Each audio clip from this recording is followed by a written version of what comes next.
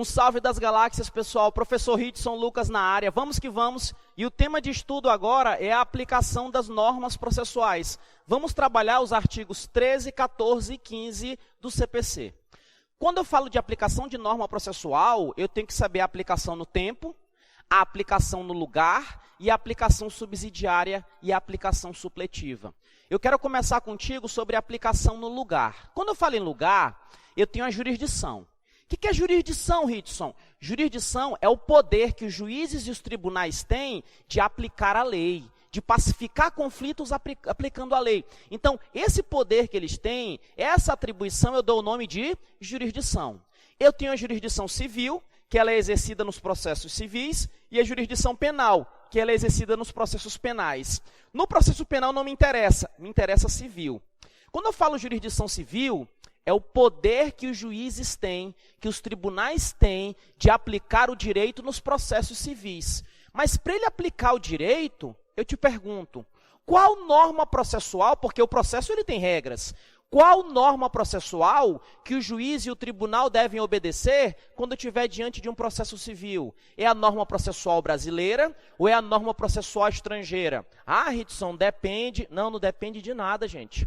Se eu tiver jurisdição civil, um processo civil, eu tenho que obedecer às normas processuais brasileiras. Ora, então quer dizer que se eu tiver um processo civil tramitando no Brasil, eu vou utilizar o CPC da Colômbia, porque a Colômbia ganhou medalha de ouro? Não, tu é doido? De jeito nenhum, pô. Então lembre-se, jurisdição civil, nos processos civis aqui no Brasil, eu observo as normas processuais brasileiras. Mas eu posso utilizar um CPC estrangeiro? Eu posso utilizar uma norma processual internacional? Como regra, não. Como regra, eu tenho que utilizar as normas brasileiras. Salvo se existir um tratado internacional, uma convenção internacional ou um acordo internacional em que o Brasil é parte. Eu estou te falando o quê? Como regra, aqui no Brasil, nos processos civis aqui no Brasil, eu uso a norma processual brasileira. Mas eu posso utilizar a norma estrangeira? Eu posso, em 3 situações. Se eu tiver um tratado, uma convenção ou um acordo internacional em que o Brasil é parte. Então, no lugar Brasil, qual a norma processual que eu uso? A norma processual brasileira. Fechou até aí, pessoal? Olha só. Quando eu falo norma processual brasileira, logo de cabeça vem o CPC, porque o CPC, o Código de Processo Civil, ele é a principal norma processual brasileira. Existem outras? Existem.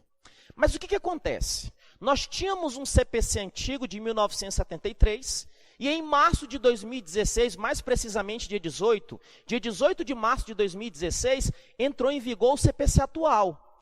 Então, quantos e quantos processos que eles iniciaram sobre a vigência do código antigo e eles não terminaram, eles estão ali até hoje, só que hoje está em vigor o código novo. A pergunta é, nesses processos que estão em curso, eu continuo usando o código antigo, virou direito adquirido? Não tem essa parada de direito adquirido, não. Para saber qual a norma processual que eu vou utilizar no tempo, para saber se é o código antigo ou o código novo, eu vou estudar essa norma processual brasileira no tempo. O CPC, ele fala para a gente que a norma processual não retroagirá. E ela deve ser aplicada de imediato aos processos em curso, respeitados os atos já praticados e as situações já consolidadas. Vou te explicar isso bem bacana. Vem cá comigo. Imagina que no dia 30 de agosto de 2015, iniciou uma ação. Você foi lá e provocou o juiz para ele exercer a jurisdição. Iniciou um processo.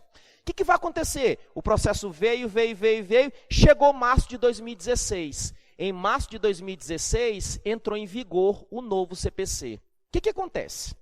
De 30 de agosto de 2015 até a entrada em vigor do novo CPC, nesse período aqui, estava em vigor o CPC antigo.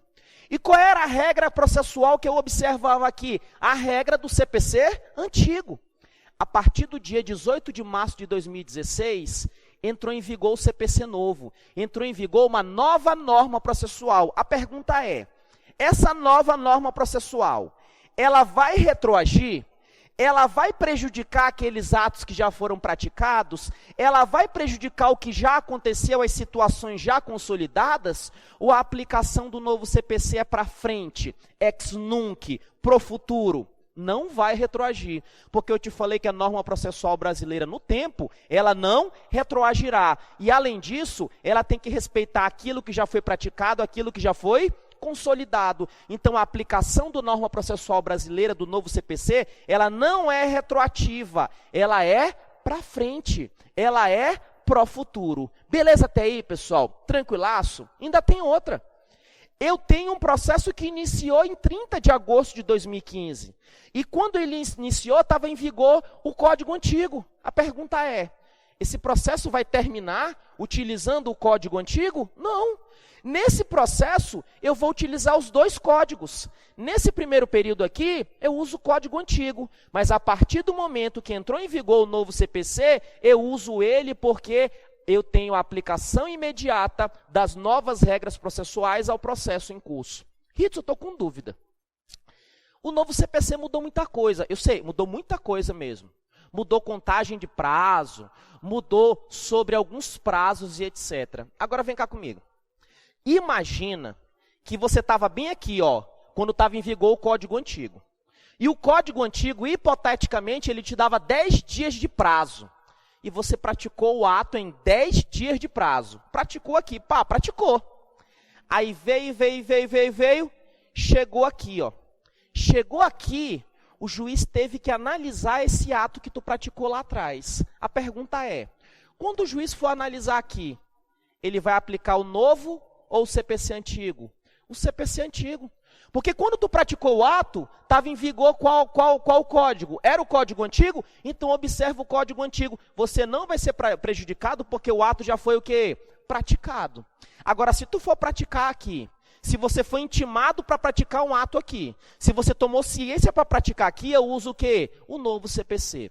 Então lembre-se do seguinte, lembre-se, quando eu falo em aplicação das normas processuais, eu tenho aplicação no lugar e aplicação no tempo. No tempo, regra, não retroage e eu aplico de forma imediata, respeitando os atos passados, os atos já praticados e os atos já consolidados. Eu só respeito. O novo CPC entra em vigor daqui para frente. Fechou até aí? Olha só, quem já estudou processo civil já deve ter também ouvido falar sobre uma coisa chamada aplicação subsidiária. O processo civil, ele é conhecido também na doutrina como processo comum. Por que comum?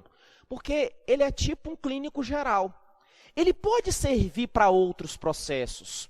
E esse Código de Processo Civil, a norma processual civil brasileira, ela pode servir para outros processos, como é o caso do processo eleitoral, do processo trabalhista e do processo administrativo. Quem já estudou processo do trabalho, com certeza já viu que, se tu olhar a CLT e a CLT não tiver alguma disposição sobre regra processual trabalhista, tu usa o quê? Tu usa o CPC na fase de conhecimento, tu usa o CPC de forma subsidiária, tu usa o CPC de forma supletiva. Então lembre-se do seguinte, se não houver disposição específica de processo eleitoral, de processo trabalhista ou de processo administrativo, se não houver disposição específica, eu uso o CPC de forma supletiva, de forma subsidiária.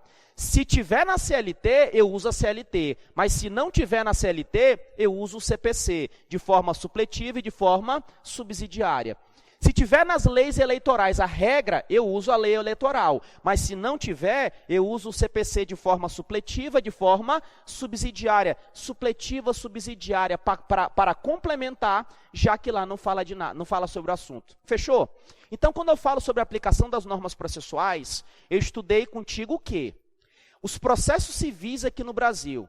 A jurisdição civil, os juízes e os tribunais, eles vão usar qual norma processual? A brasileira ou a estrangeira? A brasileira. Mas eles podem usar a estrangeira em 3 situações. Quando o Brasil fizer parte, assinar e homologar um tratado internacional, uma convenção internacional ou um acordo internacional. Agora, essa norma processual brasileira, eu tive um CPC antigo e tenho um CPC novo. Sobre esse CPC novo, essa norma processual nova, está aqui, ó, entrou em vigor dia 18 de março de 2016. Quando ele entrou em vigor, pergunto, ele retroage ou a aplicação dele é para o futuro? A aplicação é para o futuro, efeito ex nunc. Agora, olha só, além de não retroagir, esse novo CPC ele tem aplicação imediata aos processos em curso. Então, aqueles processos que iniciaram antes, continua o CPC antigo? Não. O CPC antigo ficou só até a entrada em vigor do novo. Quando o novo entrou em vigor, ele aplica de forma imediata aos processos em curso.